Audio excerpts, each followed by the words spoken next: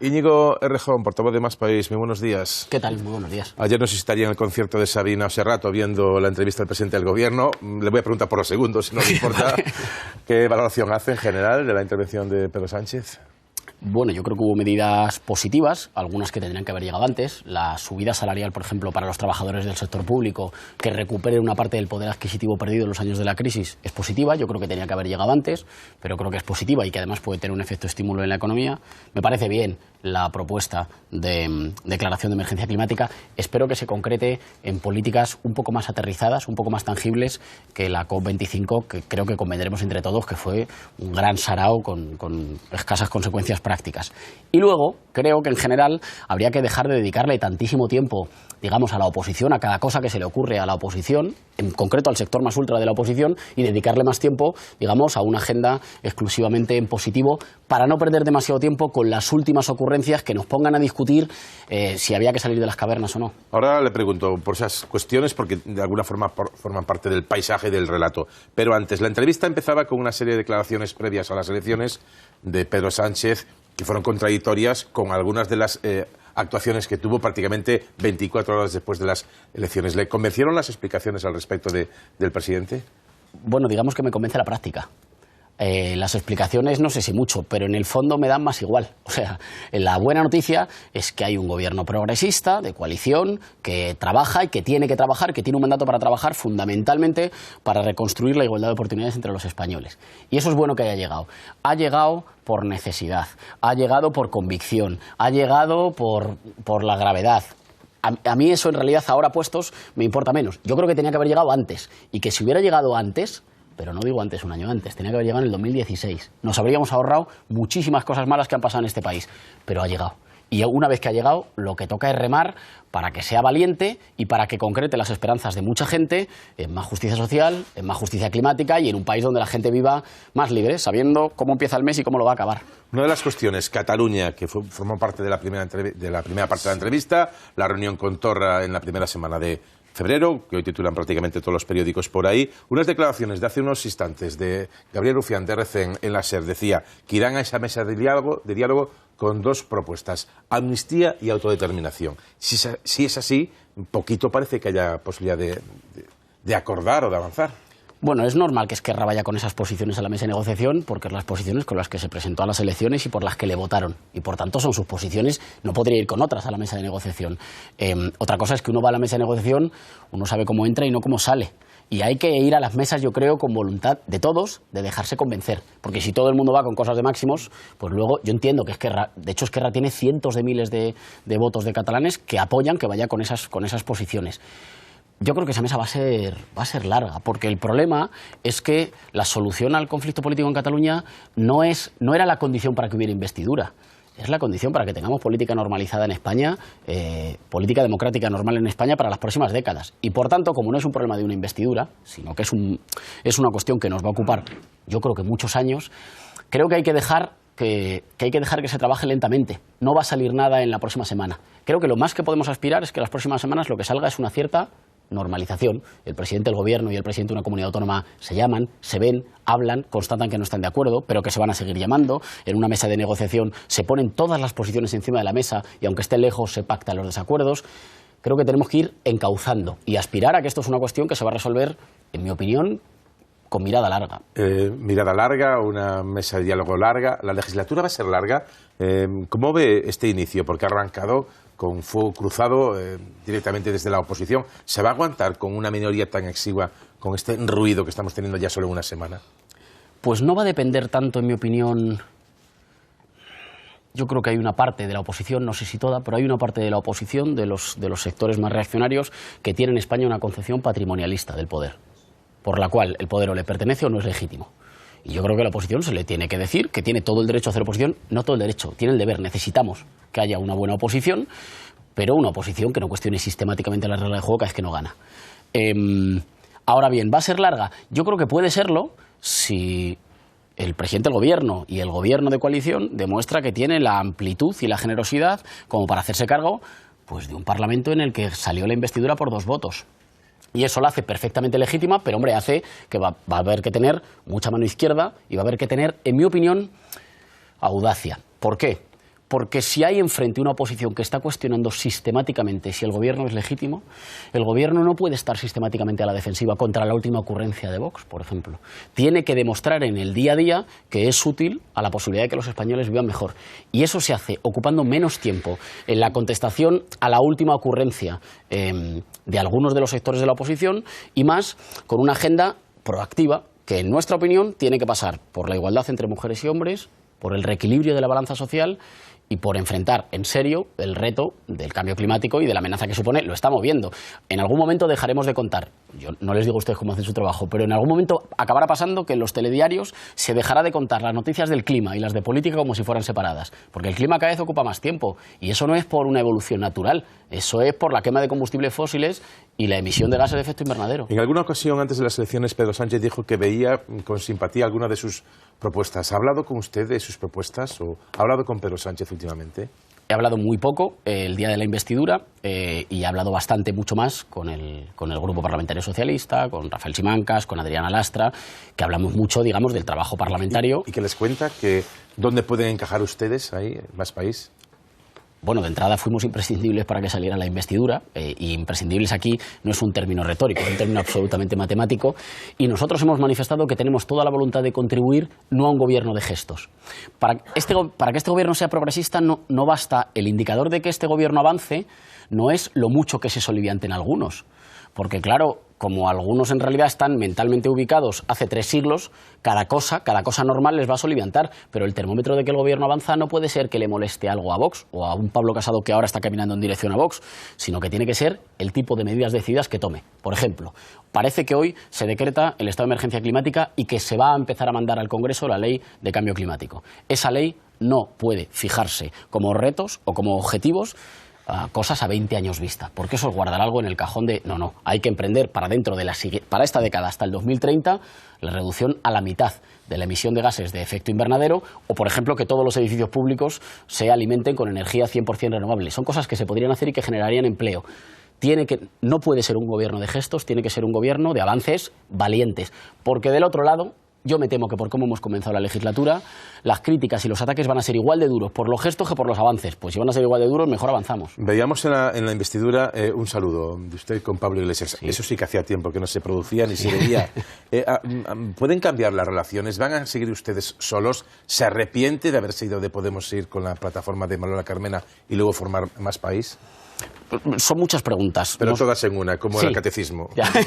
Es que yo recibí, entonces no había veto, no había veto parental y yo recibí educación laica. Yo llevo unos cuantos años más.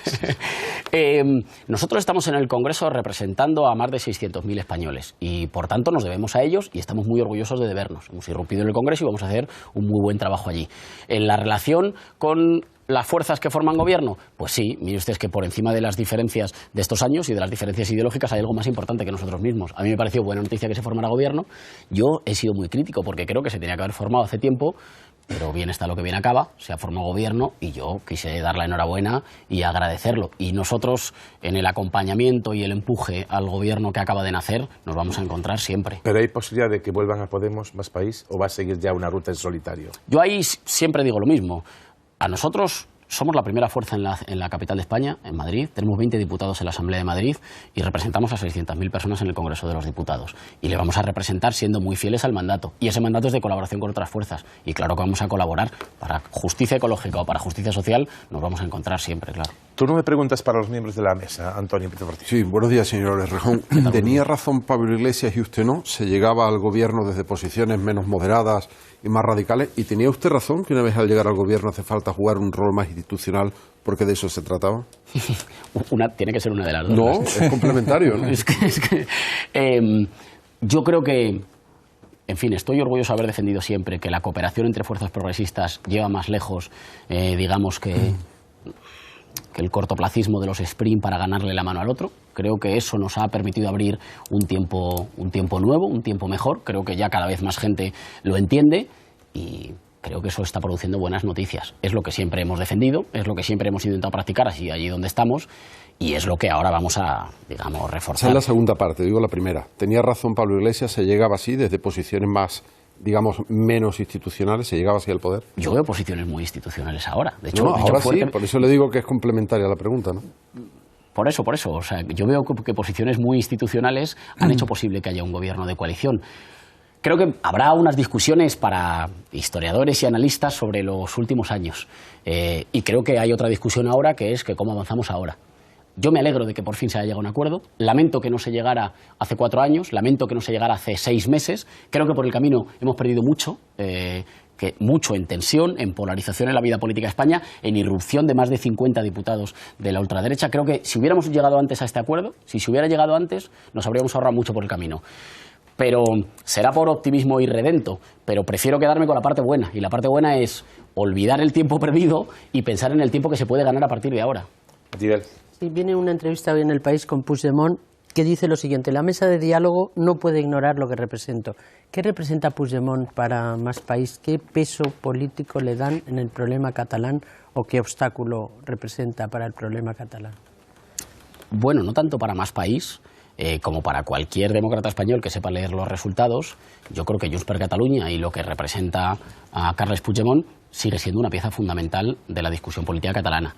Pero no por la opinión que nos merezca, sino porque en democracia, digamos, representas en función del número de gente que te vota. Y yo creo que representa en este caso una parte del independentismo hoy por hoy mucho menos proclive a entenderse con fuerzas políticas españolas o a llegar a algún acuerdo, digamos, dentro del marco del sistema político español.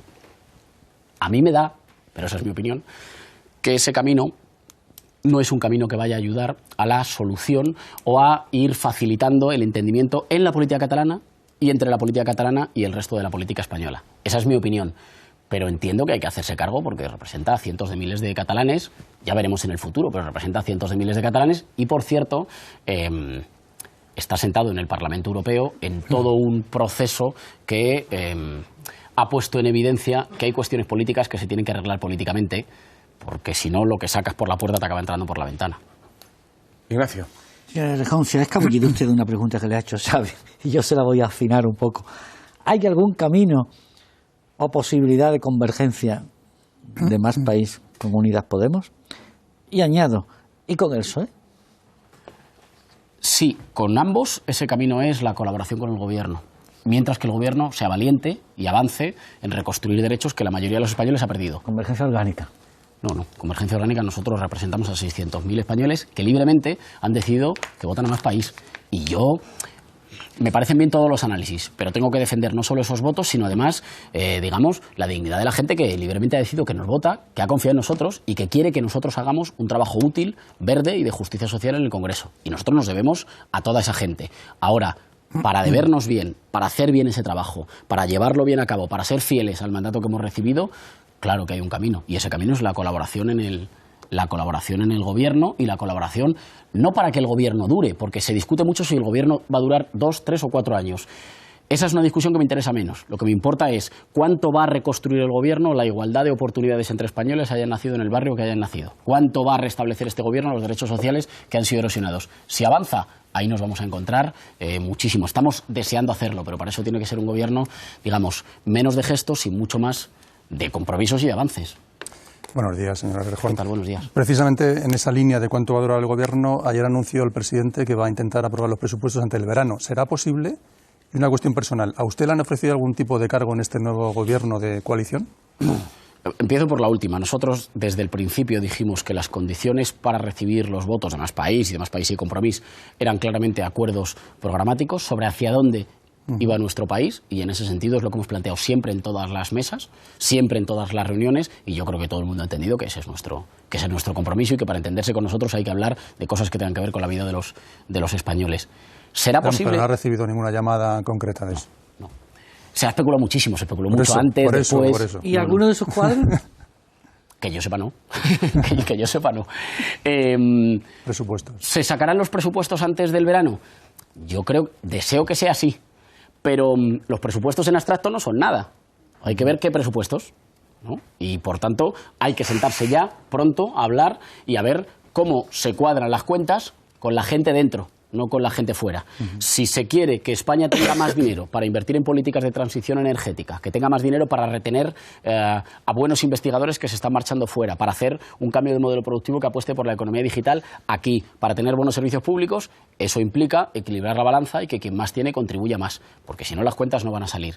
Si el Gobierno remite un proyecto de presupuestos así, con nosotros va a poder contar, y yo creo que la mayoría de la investidura se puede convertir en una mayoría de presupuestos. Pero cuanto antes nos pongamos, más certezas tendremos seguramente. Dos cuestiones brevísimas. Veto parental, su opinión. Creo que es peligroso ese camino por el cual algunos exigen sistemáticamente su derecho a irse de la sociedad. Y en ese hay un geógrafo francés, Christophe Guilly, que escribió un libro que se llama No sociedad, el fin de la clase media occidental, que en realidad describe un proceso como de separatismo de los ricos. Los ricos abjuran de la sociedad y entonces cada vez más dicen, yo tengo derecho a... Porque después de eso es que vendrá el veto fiscal, y después del veto fiscal vendrá el jurídico sobre cosas que no les gusten. La libertad no es que cada uno se pueda encerrar en su caverna, la libertad es que tengamos normas comunes para vivir juntos. Y los niños tienen derechos a vivir en tolerancia, en libertad, y eso lo garantiza la escuela pública, porque fíjese, y sé que no estoy siendo breve, ese veto no impide que los niños puedan ver barbaridades en el móvil o en Internet, porque eso no les preocupa. Es un ataque a la escuela pública y a los maestros de la pública, porque qué más da, en la escuela pública no les van a poder enseñar cómo se pone un preservativo, pero cuando abran Internet van a poder ver cualquier cosa. Y sobre eso no dicen absolutamente nada, porque es que el objetivo es la escuela pública. Relación del Ejecutivo con el Poder Judicial. ¿Cómo tiene que ser, en un minuto, si puede ser, y qué pasa con la renovación de órganos? Porque lleva ya 1 año y pico en funciones, caducado.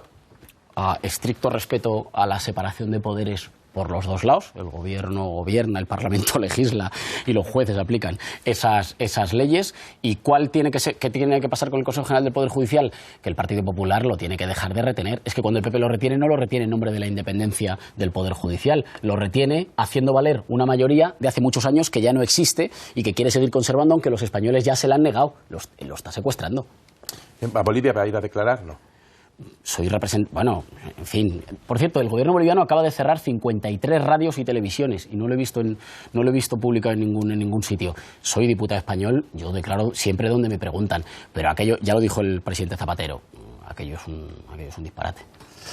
Íñigo Errejón, Más País, muchísimas gracias por estar con nosotros en la televisión pública. Muchísimas gracias por la invitación, como siempre.